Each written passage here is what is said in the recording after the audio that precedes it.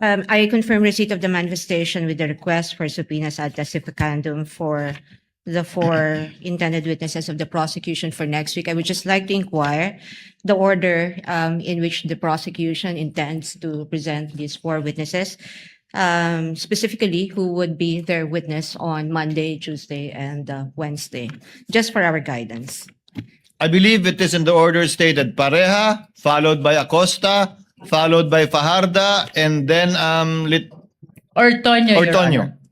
We confirm, Your Honor. In that order. So the subpoena for Ortonio will be issued only on 18 and 19 for sure, because surely we cannot take him up on the 17th. Thank you for the clarity, Your Honor. Second item is that we also would like to confirm that as of today, in response to the directive of the presiding officer, we have not yet received any request for any potential stipulations or any factual stipulations the prosecution intends to ask from the defense. However, the more important manifestation that I would like to make today, Your Honor, is in relation to a social media post that I happened to see. And this was posted at 11:29 a.m. by one of the private prosecutors, Attorney Amando Virgil Ligutan, posting that a principal or lawyers and law students know by heart misleading questions are not allowed even in cross-examination. Now, this was posted and picked up by Inquirer.net at 11:29 a.m. today.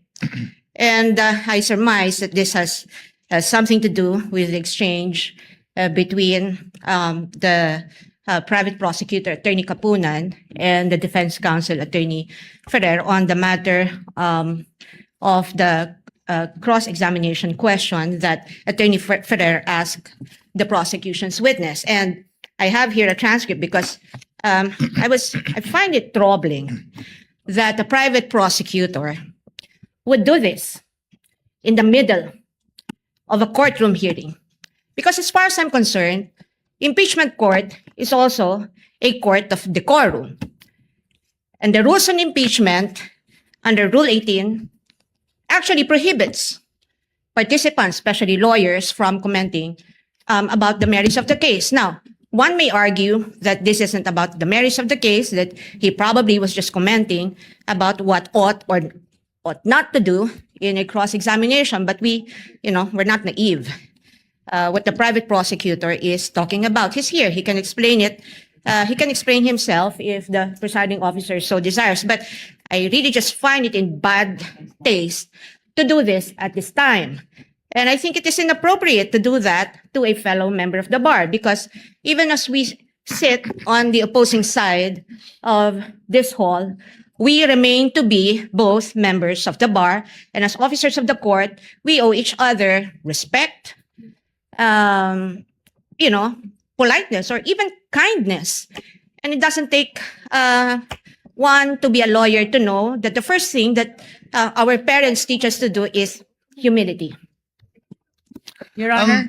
No, I'm not yet done, Your Honor. In fact, I have asked one of our lawyers to review the actual transcript from the video that transpired between the prosecutor and Attorney Ferrer, and it would seem that in the heat of the exchange, or in the passionate exchange of the arguments between the prosecutor and Attorney Ferrer was not even actually referring to misleading questions as allowed, as implied in the social media post of Attorney Ligutan. In fact, it's here. The court can confirm this from a replay of the video. Attorney Ferrer, sinabi ho ba yan sa JC na dapat may mahuli? The witness answers, ang nakalagay po kasi sa JC under 4.8.2 ay proof of success. Attorney Ferrer, hindi. Sorry, Your Honor, please. Attorney Kapunan, let the witness answer, Your Honor. Mr. Presiding Officer, can the counsel be instructed not to stop the witness mid-sentence, Your Honor? Attorney Ferrer, Your Honor, please, can the witness be directed to just answer with yes or no? The counsel has her time to ask clarificatory questions later during redirect, Your Honor. And Attorney Kapunan, not all questions can be answered by yes or no. This is the meat of the contention of the argument between Attorney Kapunan and Attorney Ferrer. Attorney Ferrer responded, I am on cross, Your Honor, please. And the presiding officer said, counsels. Attorney Kapunan responded, never mind if you are on cross, Your Honor. There are limits to cross-examination. Misleading questions are not allowed on cross. This was the first time that the matter on misleading questions was actually raised by Attorney Kapunan.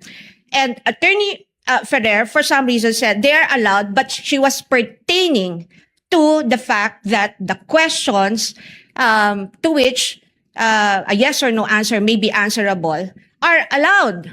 She's not referring to misleading. I mean, you know, for in effect, Attorney Ferrer was only saying that leading questions are allowed on cross-examination, not misleading questions, and yet we have a private prosecutor immediately taking to social media and posting this, implying something against the defense counsel. We will not have this. Your Honor, in the interest of fair